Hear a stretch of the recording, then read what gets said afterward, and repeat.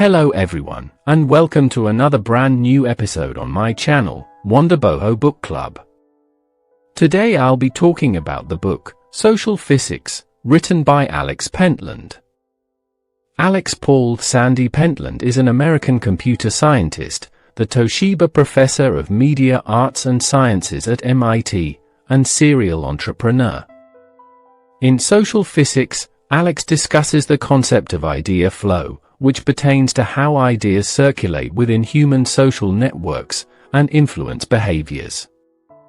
The book aims to challenge conventional notions about learning and the functioning of social groups, advocating for improvements in how these networks operate at all levels of society. Before moving ahead, please don't forget to subscribe to my channel. Part 1. Social Physics uses big data to help us analyze human behavior. In today's society, we find ourselves immersed in a blend of human interactions and technological advancements. Despite this fusion, we haven't fully grasped the true nature of these modern human-machine networks. Our understanding of society originated centuries ago during the Enlightenment era, characterized by a slower pace of life and societal progression driven by traders, politicians, and affluent families. Traditionally, discussions on societal management revolved around concepts like markets and political classes. However, our current reality diverges significantly from this historical framework. Today, virtual communities can swiftly assemble, comprising millions of individuals worldwide, who contribute and engage in discussions daily. We've transitioned from the era of physical trading floors and closed-door political negotiations to a hyper-connected world, necessitating a fresh approach to comprehend human behavior and idea dissemination. Enter social physics, an analytical method focused on unraveling human behavior through quantitative analysis. It establishes mathematical correlations between information exchange, idea dissemination, and human actions. Social physics elucidates how ideas propagate among individuals, influencing societal norms, productivity, and creativity across various scales, from companies to entire cities. Moreover, it enables the prediction of group productivity and the optimization of communication networks, for better decision-making and enhanced productivity. By harnessing big data, including credit card transactions and cell phone usage, social physicists can unveil insights into consumer behavior and interpersonal connections. This departure from traditional survey methods and controlled experiments allows for a broader and more comprehensive analysis of social dynamics. Through reality mining, the systematic exploration of large datasets, patterns in human interactions emerge, shedding light on the intricacies of human behavior and societal structures. Part 2. Our peer groups shape our beliefs more than we realize. Do you truly comprehend your own nature? While you might believe that your decisions are solely under your control, consider the possibility that your community exerts a greater influence on you than you realize. The question arises, are we collectively as rational as we are individually, according to economists' definition of rationality? To address this, we must delve deeper into the dynamics of idea dissemination. Essentially, we need to grasp how the behaviors of those around us impact our own inclinations, preferences, and interests. Research indicates that our behaviors and choices are significantly shaped by the peer groups to which we belong. These groups extend beyond just family and close friends, to include individuals who share similar interests and characteristics. Even casual acquaintances encountered in social settings like restaurants and bars can exert influence. For example, patterns like overeating might be unconsciously absorbed from our immediate social milieu, echoing the sentiment of when in Rome, do as the Romans do. But can these peer groups also sway our political inclinations? In 2008, author Alex Pentland conducted an experiment to explore this question. by equipping a group of students with smartphones to monitor their social interactions and companions, Pentland amassed over 500,000 hours of data, complemented by survey responses detailing their beliefs, attitudes, personalities, and more, including political interests and voting preferences. Analyzing this extensive dataset revealed that exposure to individuals with similar opinions accurately predicted the students' engagement in the presidential race and their political stances. Significantly, it wasn't necessarily friends and family who wielded the most influence over the students' political behavior, rather, it was their immediate peer group.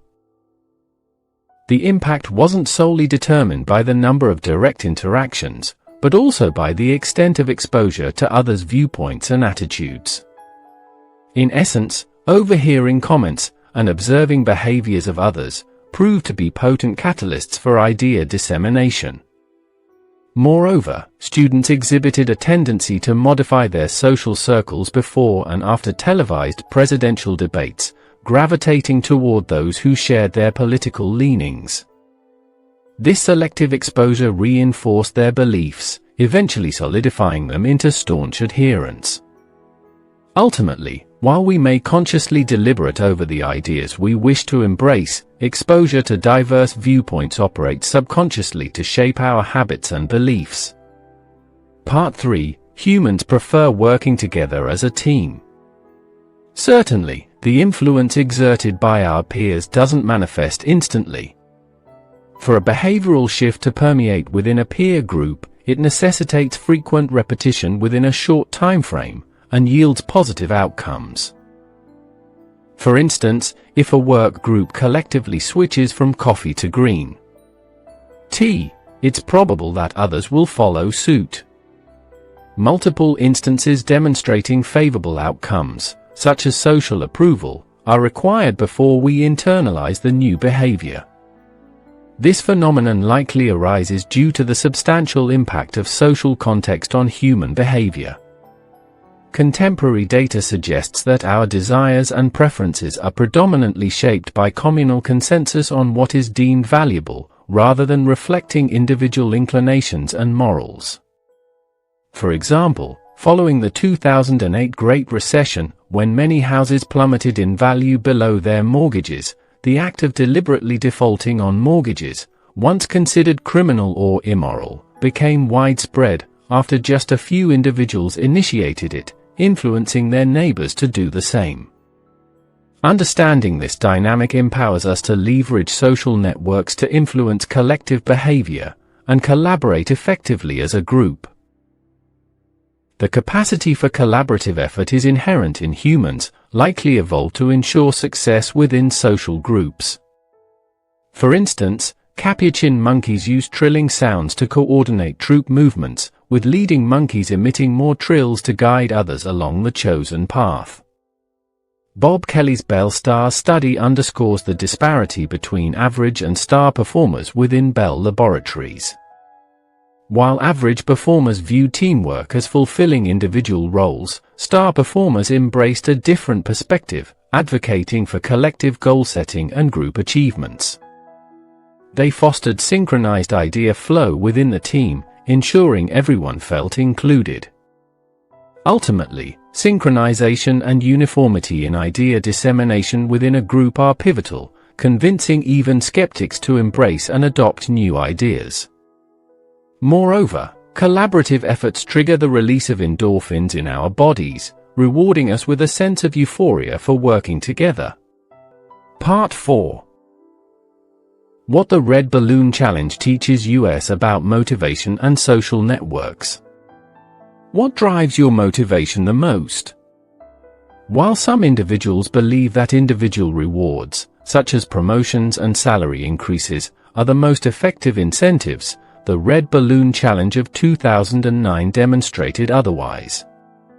Sponsored by the Defense Advanced Research Projects Agency, DARPA, to celebrate the Internet's 40th anniversary, the challenge aimed to explore effective strategies for using social networking to solve urgent search problems, such as post-disaster search and rescue operations, or mobilizing supporters for political campaigns.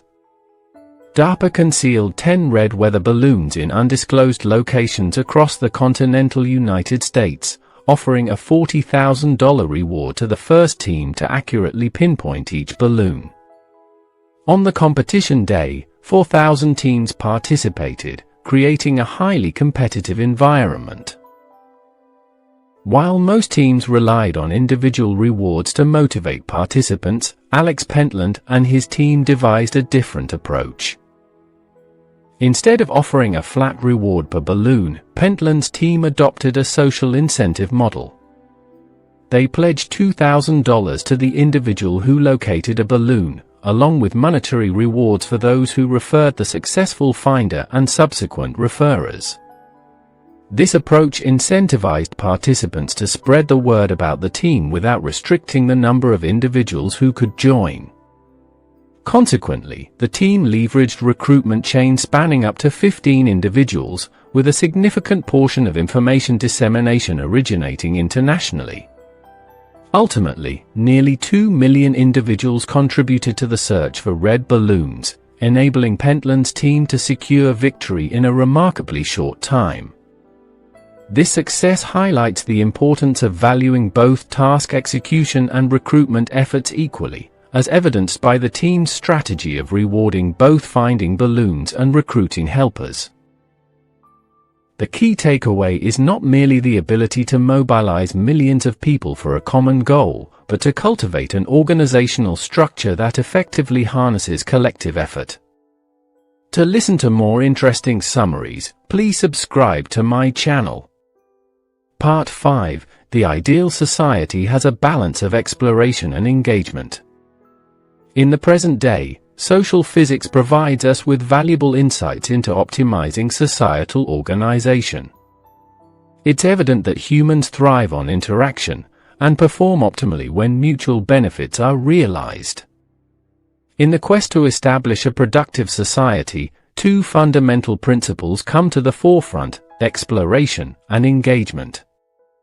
Conventional wisdom might suggest that people's exploration of a city would decline as they become familiar with their surroundings, identify preferred shopping spots, and establish consumption patterns aligned with their lifestyle. However, this assumption is far from accurate. Research indicates that people continuously explore, perpetually sampling new stores and services, driven by a desire for better deals, and fueled by curiosity. Moreover, exploration extends to seeking out diverse ideas from a variety of sources, facilitating the introduction and efficient development of innovative concepts. Insufficient exploration, on the other hand, stifles innovation and creativity. Engagement occurs when individuals interact with others from diverse backgrounds and societal spheres. As engagement increases, stronger behavioral norms emerge. The challenge in designing an ideal city lies in striking the right balance between exploration and engagement. Achieving this balance is more complex than it seems. For instance, boosting engagement in residential areas doesn't necessarily lead to increased exploration. As Alex Pentland points out, traditional city zoning often exacerbates this issue by segregating functions, which inadvertently diminishes local engagement while promoting exploration, ultimately unraveling the social fabric of neighborhoods. The solution lies in creating self-sustaining communities, where regular interactions occur, and extensive social connections are forged. Ideally, small to medium-sized towns, where everyone has easy access to central amenities such as town centers, shops, schools, and clinics, offer the most promising model. Zurich, Switzerland exemplifies this approach. The city's success is attributed to its efficient light rail transportation system, which facilitates quick and convenient travel to the city center from surrounding smaller towns. Over 60% of Zurich's population utilizes this system, resulting in a harmonious balance between exploration and engagement, thereby fostering a thriving social environment. Part 6. Interaction and engagement are crucial for productivity. Maintaining a balance between engagement and exploration is crucial not only in cities, but also in smaller settings such as businesses. Like communities, groups possess a collective intelligence that surpasses the individual intelligence of each member. Furthermore, this group intelligence can accurately predict the performance of the group, akin to how an individual's IQ predicts their performance. While many believe factors like cohesion, motivation, and satisfaction are primary drivers of group performance, research suggests otherwise. The most significant factor in predicting group intelligence is found to be the equality of conversational turn-taking, followed closely by the social intelligence of group members, gauged by their ability to interpret social cues. Interestingly, studies indicate that women tend to excel in social intelligence, implying that groups with a higher proportion of women typically perform better.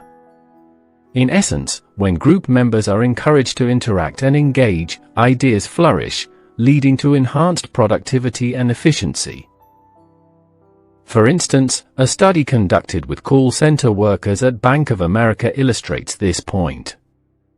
Researchers, including Alex Pentland, equipped for teams, each comprising around 20 employees, with sociometric badges for 6 weeks.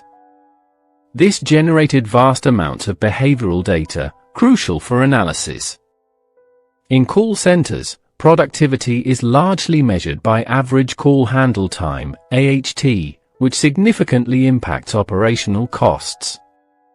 Upon analyzing the data, Pentland identified interaction levels and engagement as pivotal factors in predicting productivity.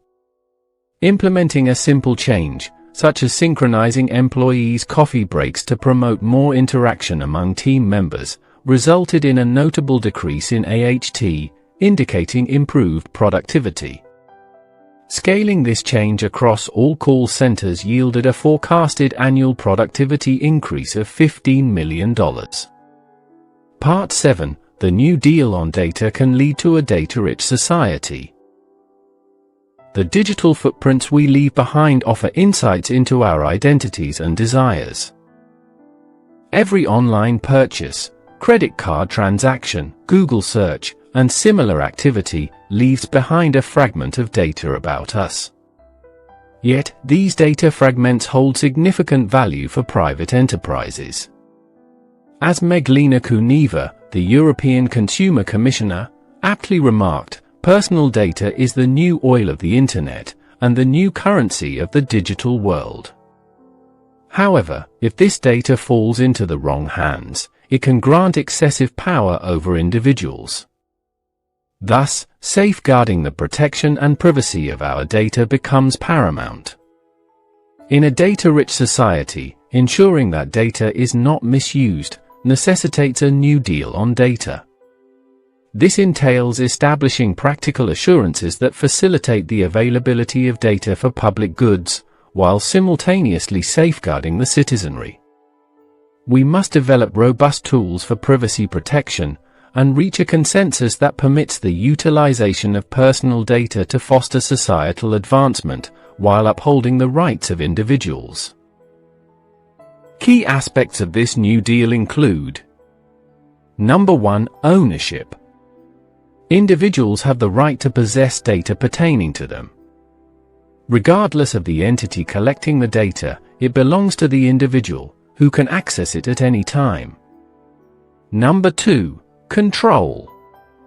Individuals have full control over the use of their data. Terms of use must be opt-in and clearly communicated in plain language. If dissatisfied with a company's data practices, individuals should have the ability to remove their data, similar to closing an unsatisfactory bank account. Number 3. Disposal or distribution.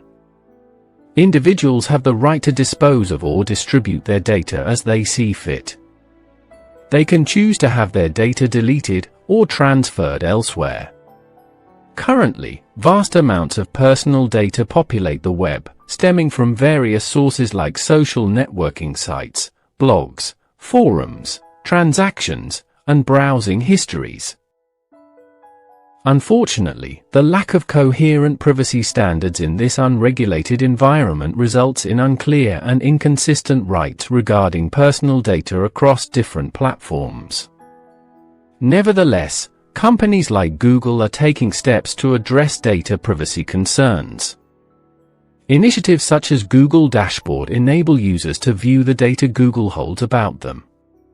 Additionally, the formation of the Data Liberation Front at Google underscores the commitment to empowering users to control their data and facilitating its transfer across platforms. The safe sharing of data will inevitably lead to the development of governance and policies informed by data insights.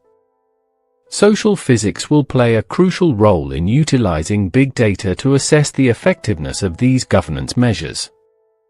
For instance, future iterations of mapping platforms like Google Maps may include indicators beyond roads, such as poverty rates, infant mortality, crime statistics, and changes in GDP.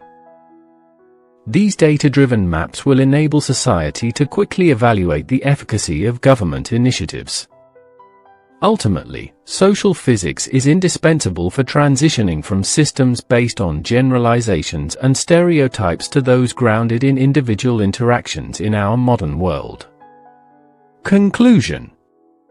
In the contemporary context, it's imperative to conceptualize society as a network of individual interactions, rather than adhering to outdated paradigms like markets or social classes.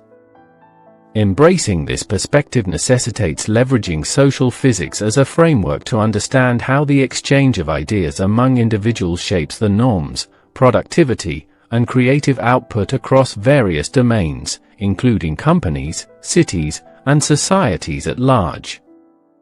By harnessing big data to construct social systems, we gain the ability to more accurately anticipate how social dynamics will impact financial and governmental decision-making processes. Despite the associated challenges and risks, the potential benefits of transitioning to a data-rich society are substantial. Envision a scenario where we can predict and mitigate financial crises, identify and thwart outbreaks of infectious diseases, utilize natural resources more efficiently, and foster an environment conducive to creativity, while reducing the prevalence of marginalized communities. The prospect of such outcomes underscores the significance of embracing the complexities and opportunities afforded by a data-rich society. Thank you for watching this episode. Please don't forget to subscribe. Your comments, likes, and shares are highly appreciated.